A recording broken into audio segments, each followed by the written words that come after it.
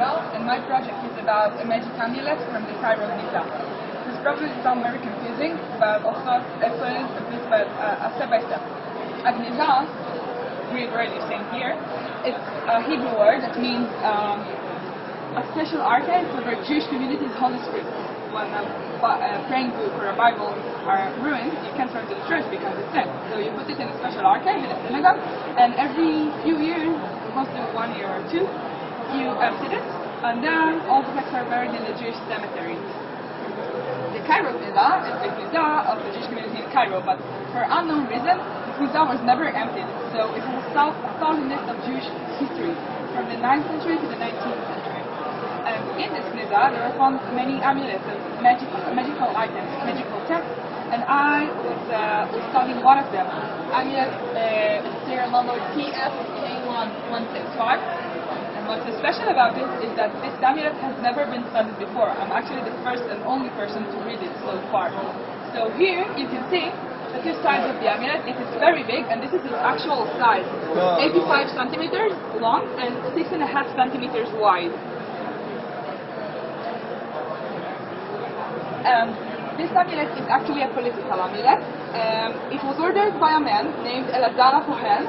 He was part of the elite of the Jewish community, one of the rich and famous of its time, and he had a problem with the Qadi, which means a Muslim governor, and his name was Abu al-Fatuh.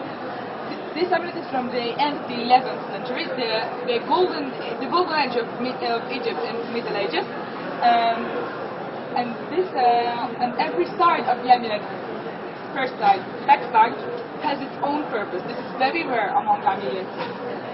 The first side, the first Elazar asked that the Qadi will like him, he said, as well the righteous Yusuf, meaning Joseph, the son of Israel in Egypt, and as well as David, son of Jess, in the eyes of all the people of Israel, and as well, and as there was grace and favor to Queen Esther with Ahasuerus, so will there be charming grace to me, Elazar Cohen, son of Natana Cohen, son of Rania, in the eyes of Abu al-Fatuh. Very simple. He wants the government to like him. This way he has better life, of course. But on the other side, there's a surprise. On the back side of the amulet, Elazar, in the name of Azrael, the angel who went down into the lions and imprisoned them for Daniel, so he shall imprison and seal the tongue of Abu al-Fatuh, son of Hoya, blah blah blah, all his names and degrees, and the tongue of all sons of Adam and Eve in front of Elazar Cohen, son of Natana Cohen, son of Rania, and he shall be like dirt under his feet. Wow, strong words, and especially not so connected to the first one.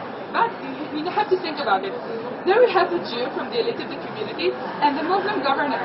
They probably didn't have a personal relationship, but a political disagreement. So Elazar wanted to go better for him. He wanted to go, well, be nice, everybody will be happy. But if the Qadi will still be mean to him, he has an insurance policy. Maybe he won't like him, but he won't be able to harm him. This is actually a very interesting amulet because, first of all, it is the largest amulet in the world, and second of all, it has a lot of Greek words, Egyptian words, and also Aramaic words, which is like the English of ancient times. So that shows us that Jews, actually, unlike we used to think, have connections with nations around them, and also that, unlike the Bible says, Jews practice magic, and it was part of life, part of medicine. Like, this is like a psychiatrist for ancient times. When people were sad or miserable, they went to the magician.